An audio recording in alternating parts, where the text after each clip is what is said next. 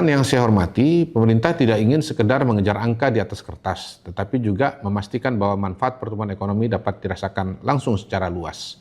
Oleh karena itu, memasuki paruh kedua tahun 2026, pemerintah meluncurkan paket stimulus ekonomi semester 2 guna mendorong konsumsi masyarakat sekaligus memperkuat pertumbuhan ekonomi. Assalamualaikum warahmatullahi wabarakatuh. Salam salve, Om Swastiastu, Namo Buddhaya, salam kebajikan. Rekan-rekan yang saya hormati, Badan Komunikasi Pemerintah terus mencermati dan merespon berbagai perkembangan strategis yang menjadi perhatian publik, mulai dari penguatan keberpihakan kepada petani dan nelayan sebagai fondasi ketahanan pangan nasional, pembangunan konektivitas melalui peresmian 1.151 km jalan, hingga peluncuran paket stimulus ekonomi senilai 26,34 triliun rupiah untuk menjaga daya beli masyarakat dan mendorong pertumbuhan ekonomi nasional. Selanjutnya, izinkan kami menyampaikan beberapa perkembangan dan kebijakan strategis pemerintah yang menjadi perhatian publik pada pekan ini. Rekan-rekan yang saya hormati, pada 24 Juni 2026 lalu, Presiden Prabowo menghadiri acara Puncak Pekan Nasional atau PENAS Petani Nelayan ke-17 di Kabupaten Gorontalo. Kehadiran Presiden dalam acara itu menjadi penegasan komitmen dan keberpihakan pemerintah kepada petani yang selama ini menjadi tulang punggung negara dalam mencapai kedaulatan pangan nasional. Di era kepemimpinan Presiden Prabowo, bentuk keberpihakan pemerintah kepada petani telah ditunjukkan lewat berbagai kebijakan. Untuk menjamin pupuk subsidi selalu tersedia dalam jumlah cukup dan tepat waktu, pemerintah menambah kuantum pupuk subsidi hingga 2 kali lipat menjadi 9,5 juta ton dan memangkas rantai birokrasi melalui Peraturan Presiden Nomor 6 Tahun 2025 tentang tata kelola pupuk bersubsidi. Penyaluran pupuk dilakukan berlangsung dari PT Pupuk ke Gabungan Kelompok Tani atau Gapoktan atau koperasi dan kemudian ke petani. Petani yang telah terdaftar dan hendak menebus pupuk cukup membawa KTP saja. Tata kelola juga diintegrasikan secara digital sehingga data penerima dan penyaluran lebih mudah dipantau.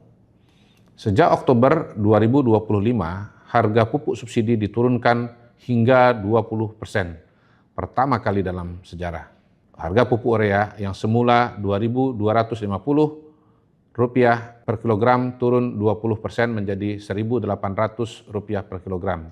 Lalu pupuk NPK dari semula harga Rp2.300 per kilogram turun 20% menjadi Rp1.840 per kilogram. Pupuk subsidi untuk sektor perikanan yang sudah 4 tahun dihapuskan, tahun ini kembali diberikan dengan jumlah 295.000 ton.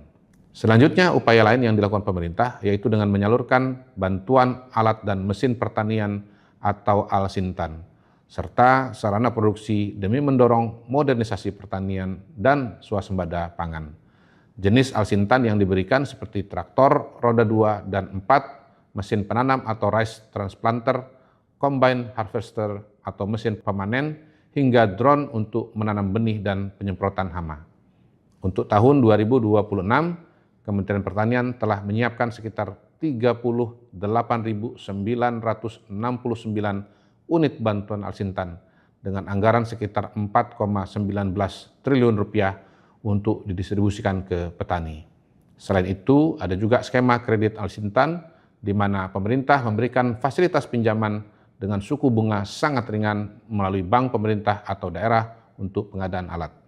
Pemerintah juga menaikkan harga pembelian pemerintah atau HPP gabah yang diserap Bulog dari Rp6.000 menjadi Rp6.500 per kilogram, at any quality atau tanpa rafaksi.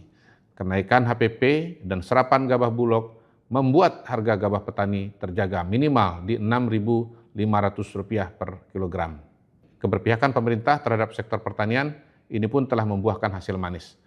Ketahanan pangan nasional kita menguat. Badan Pusat Statistik atau BPS menyatakan sepanjang tahun 2025 produksi beras nasional mencapai 34,69 juta ton. Tidak jauh berbeda dengan data pangan PBB atau FAO yang menyebut produksi beras Indonesia 35,6 juta ton dan data Departemen Pertanian Amerika Serikat atau USDA yang menyebut angka 34,6 juta ton. Sementara itu, cadangan beras pemerintah atau CBP pada Juni tahun ini mencapai 5,3 juta ton, yang menjadi catatan tertinggi sepanjang sejarah Indonesia. Presiden Prabowo pada awal tahun 2026 telah menyatakan Indonesia resmi swasembada beras per 31 Desember 2025 dan tidak melakukan impor beras sepanjang 2025. Seiring dengan hal itu, kehidupan petani juga semakin sejahtera. Menurut data BPS, nilai tukar petani atau NTP pada Mei 2026 mencapai 127,73. Ini adalah angka tertinggi dalam 34 tahun terakhir. Artinya kini ekonomi para petani membaik sehingga daya beli mereka pun meningkat. Atas kondisi tersebut, pengakuan internasional pun mulai berdatangan. Organisasi Pangan dan Pertanian PBB atau FAO menempatkan Indonesia sebagai salah satu titik terang di peta pangan dunia tahun 2026. Di tengah panen dunia yang menyusut dan cadangan global yang menipis, sektor pertanian Indonesia justru bergerak naik.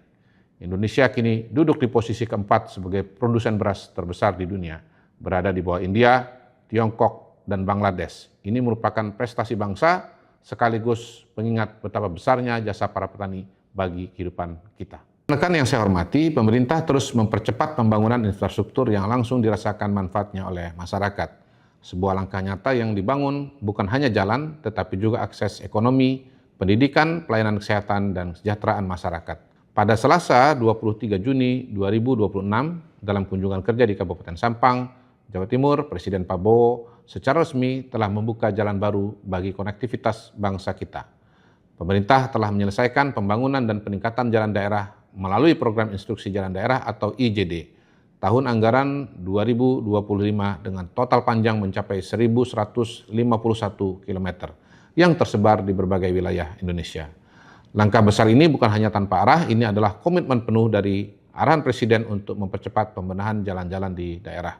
Mengapa jalan daerah ini begitu krusial? Karena jalan-jalan inilah yang menjadi urat nadi perekonomian rakyat. Inilah jalur yang menghubungkan produksi para petani di desa melalui meja makan keluarga di seluruh Indonesia. Pembangunan ini adalah fondasi kokoh kita bersama untuk menyongsong swasembada pangan, energi, dan air.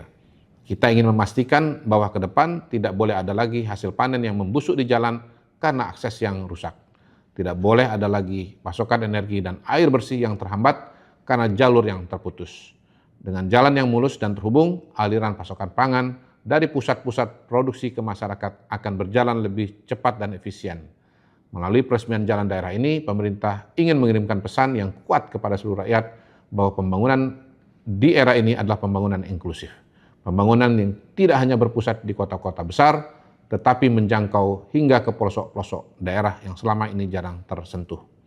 Kita ingin memastikan keadilan sosial dan pemerataan ekonomi benar-benar dirasakan oleh setiap warga negara. Jalan sepanjang 1.151 km ini adalah bukti nyata bahwa ketika kita bersatu dan bergerak maju, tidak ada tantangan yang tidak bisa kita lalui. Ini adalah tulang punggung baru kita menuju Indonesia yang mandiri, berdaulat, dan sejahtera. Mari kita rawat bersama kemajuan ini demi masa depan. Rekan-rekan yang saya hormati, pemerintah tidak ingin sekedar mengejar angka di atas kertas, tetapi juga memastikan bahwa manfaat pertumbuhan ekonomi dapat dirasakan langsung secara luas. Oleh karena itu, memasuki paruh kedua tahun 2026, pemerintah meluncurkan paket stimulus ekonomi semester 2 guna mendorong konsumsi masyarakat sekaligus memperkuat pertumbuhan ekonomi. Paket stimulus tersebut terdiri atas kebijakan utama dalam 3 pilar besar dengan total anggaran sebesar 26,34 triliun rupiah. Pertama, pemerintah akan memberikan insentif berupa diskon tarif transportasi kereta api dan kapal laut, serta pembebasan sebagian komponen biaya pada layanan penyeberangan dan transportasi udara selama masa libur sekolah serta periode Natal dan Tahun Baru. Insentif tersebut diharapkan dapat mendorong mobilitas masyarakat sekaligus menciptakan multiplier efek bagi perekonomian. Kedua, pemerintah akan menyalurkan bantuan pangan kepada 33,24 juta penerima manfaat selama periode Juli hingga September 2026. Langkah ini ditujukan untuk melindungi kelompok masyarakat rentan dari gejolak harga kebutuhan pokok. Ketiga, pemerintah akan membuka program magang nasional bagi 150.000 lulusan perguruan tinggi. Kemudian pemerintah juga akan membuka pelatihan vokasi bagi 220.000 lulusan SMA dan SMK, serta 50.000 pekerja yang terdampak PHK. Program ini bertujuan meningkatkan kompetensi sekaligus memperluas peluang bagi angkatan kerja untuk memperoleh kesempatan yang lebih baik. Seluruh stimulus tersebut merupakan arahan langsung Presiden Prabowo untuk menjaga daya beli masyarakat, mendorong konsumsi domestik, serta melindungi masyarakat dari dampak ketidakpastian global. Selain itu, pemerintah juga memberikan berbagai insentif bagi dunia usaha. Hal ini ditujukan agar kegiatan operasional tetap berjalan optimal di tengah gejolak global, menekan biaya produksi, serta mencegah kenaikan harga barang konsumsi yang lebih luas. Dukungan tersebut diberikan melalui fasilitas bea masuk 0% atas impor LPG bagi industri petrokimia dan impor bahan baku plastik. Terakhir, pemerintah juga memberikan dukungan kepada pelaku industri kreatif melalui tarif khusus pajak penghasilan atau PPh final sebesar 1,5% bagi para penulis. Pemerintah akan terus mengawal implementasi seluruh kebijakan tersebut agar berjalan sesuai rencana, tepat sasaran, dan memberikan manfaat nyata bagi seluruh lapisan masyarakat. Terima kasih. Wassalamualaikum warahmatullahi wabarakatuh.